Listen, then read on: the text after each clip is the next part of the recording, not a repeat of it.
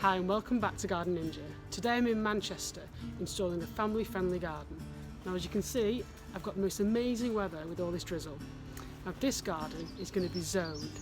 So I've designed it so there's a zone for adults, children and also storage. So hopefully both children and adults can coexist without too many squabbles. It's also quite a small back garden, it's overlooked and it's north facing. So I've got the three worst offenders.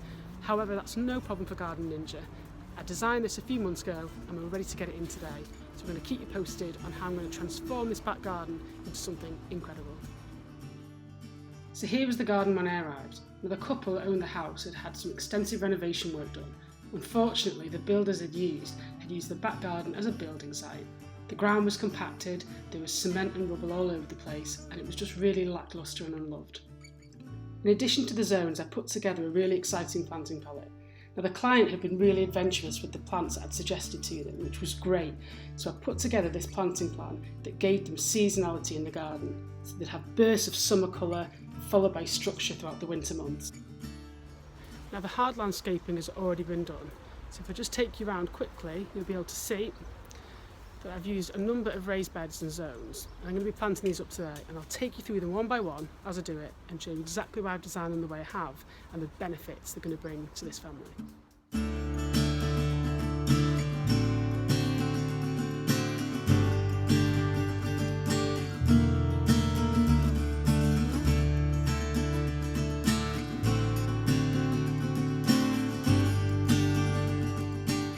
So first things first, I've just got the three Easter standards in behind me.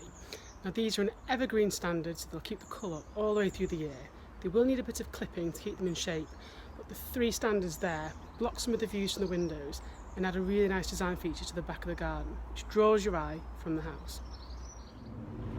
So now for the exciting bit. All of the plants have just arrived, they all look lovely and I can't wait to get them in. However, if I go into the shed, what you'll need before you do any planting is a planting plan and design, because realistically there's no way that you can pick a load of plants and guess how many you'll need for different borders without a planting plan. So here's one that I did earlier. I'm going to use a planting plan now to marry the plants up to the borders, give them a bit of a tweak, move them around before I dig them in. So it's important to check the spacing before you commit them to the ground. I'm going to get these in and then give you an update and show you how they look.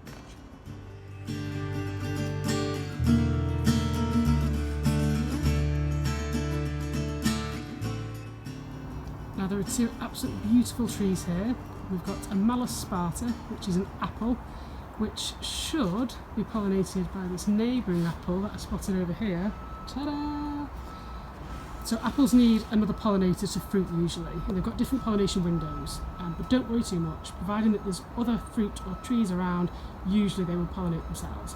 There's also the famous Sorbus Joseph rock, used in most small gardens because it's super hardy.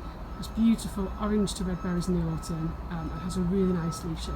And also, interestingly, Sorbus years ago were thought to keep away demons. So hopefully, by planting this here, I'll keep all the demons away from the house and everyone's a happy bunny. So there's been a break in the rain and I've started to place out all the plants in their respective pots. So I've laid them out according to the planting plan, made a few tweaks here and there to make sure they all sit well together. And I'll walk you around now and show you some of the specimens that we're using in this garden that might be suitable for your own garden design. So this bed here is in partial shade throughout most of the day. It's also quite damp because it's a north-facing garden. So the plants that I've chosen here are things like the Sanguisorba that you can see in the background that will like moist conditions. That's got a really nice red flower on it. We've got some ferns in there, some Carex, which is super tough and will give the illusion of grass but with an evergreen colour. We've got geraniums, what else have we got? Aquilegia and some hebes that flower in autumn. So as the rest of the herbaceous perennials are coming to an end, the hebes will come out with this lovely purple blue flower and just extend that season. So we're going to plant up this shady damp border and then move on to the others. This next border behind me is going to be the hot border, and what that means is that I've chosen really warm, vibrant colours, such as the bright red of the echinacea, we've got some bright yellow rudbeckia, we've got Verbena bonariensis just drifting through, and some geraniums. So it's going to be really hot and really warm, and you're just going to want to go out there and touch it. It should get you really excited. So what we're going to do in this part of the garden now is slow things down. So we've got some raised timber beds here, there's a bench built into them, and what I've done is taken some of the colours from around the garden, those hot reds and yellows, and just started to turn them down slightly, make them more pastel. So we've got things like the Achillea moonshine, which is a softer yellow. We've still got some rudbeckia, but we've also got these beautiful pink astilbes that will work well against the fence because it's a little bit more shady and they'll give you that soft candy floss pink. We've also got the standards behind me, which are a bit more formal and give this kind of a more adult feel. It's basically saying, this is neat, it's ordered, let's relax. So it's day 2 today and I'm just about to start planting up some lovely evergreen star jasmine. And I've got a top tip for you, which is when you're buying climbers, try and buy established climbers, ones that aren't just tiny little stubs in pots. That way you can then unravel them off the cane that they usually come in and start to train them on the fence. You get an instant effect and a much healthier plant. So whilst they cost a little bit more, they'll save you an awful lot in time, and you can also get that design feel straight away.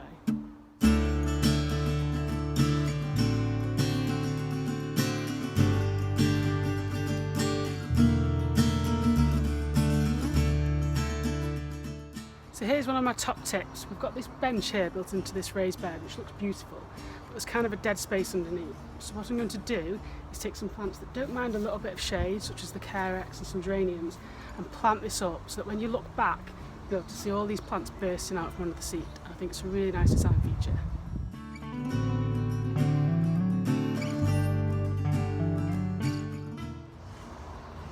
So another top tip if you want a real multifunctional garden is to squeeze in as much seating as you can.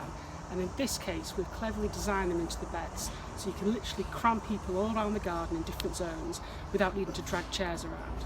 It blends in really well. So I think it's quite a clever way to get more bums on seats without the need for loads of rattan furniture.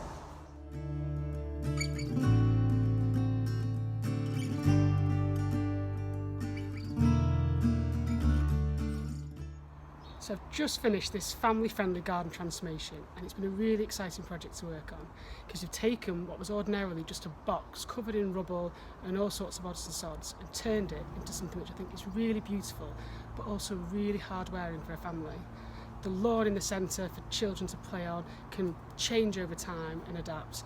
You've got the adult zone in the corner which is nested away from all the neighbours that overlook.